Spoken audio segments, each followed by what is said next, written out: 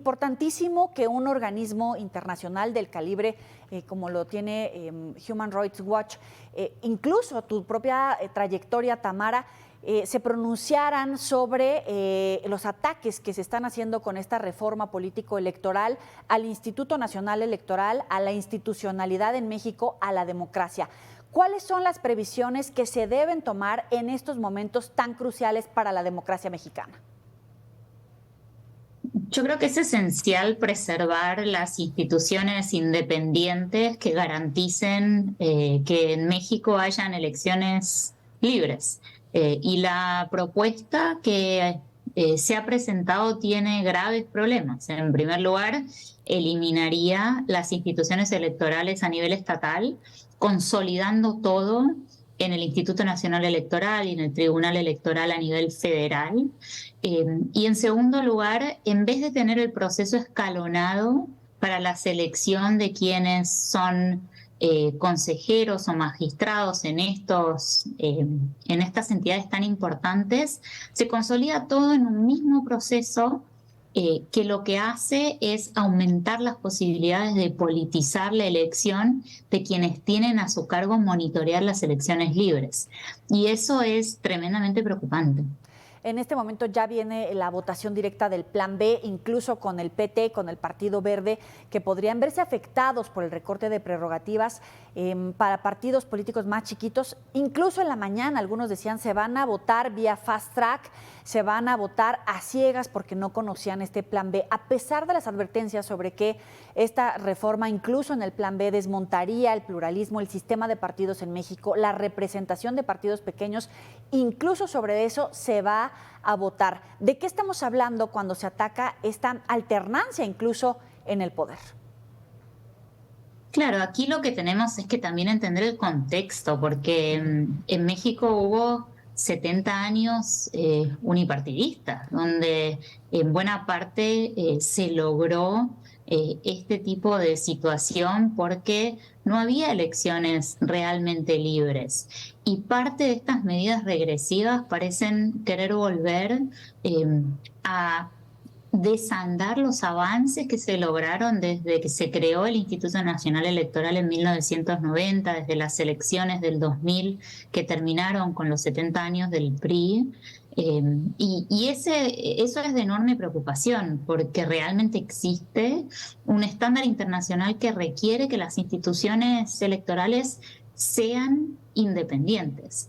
Y no hay una regla internacional de cómo tienen que ser las autoridades electorales, pero sí hay consenso que deberían ser imparciales e independientes, y estas propuestas van exactamente en la dirección contraria. ¿Ves paralelismos con países criticados por su debilidad institucional o todavía no llegamos a los extremos que se viven en Venezuela o peor aún Nicaragua o Cuba?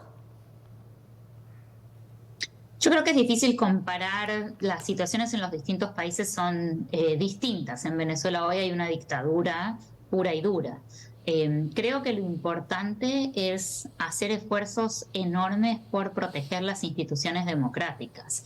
Y dentro de lo que son las instituciones democráticas, las instituciones electorales son esenciales. Y aquí estamos hablando de derechos fundamentales. Tiene que ver con el derecho al voto de los ciudadanos y ciudadanas mexicanos.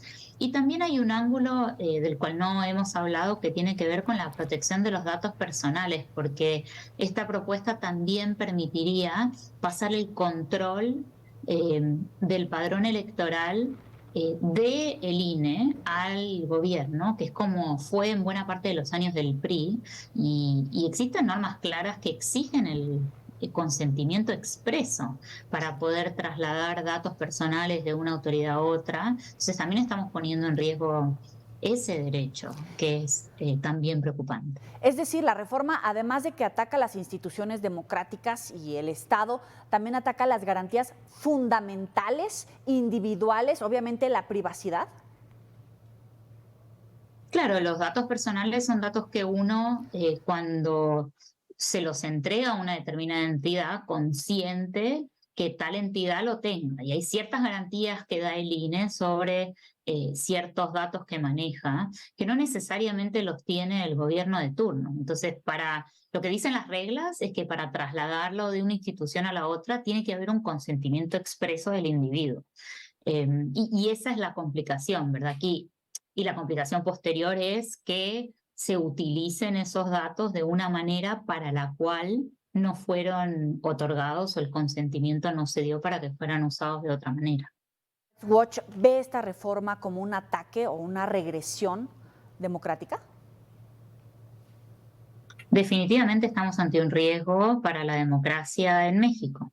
Estamos viendo riesgos hace tiempo, cuando hablamos de ataques a la independencia judicial, hostigamiento a la prensa independiente, a la sociedad civil en las mañaneras.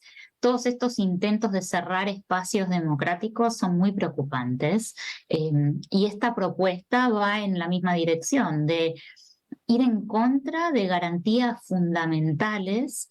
Y aquí, digamos, tenemos que los gobiernos tienen, por un lado, legitimidad de origen cuando ganan elecciones, pero también deben tener legitimidad en el ejercicio del poder.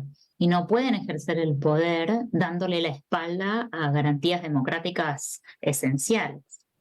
Ahora, ¿hacia dónde va la región tras estos hechos en México, las elecciones, por supuesto, en Brasil, los diálogos entre la oposición en Venezuela y, por supuesto, el madurismo, sin contar, por supuesto, Chile, Argentina, etcétera?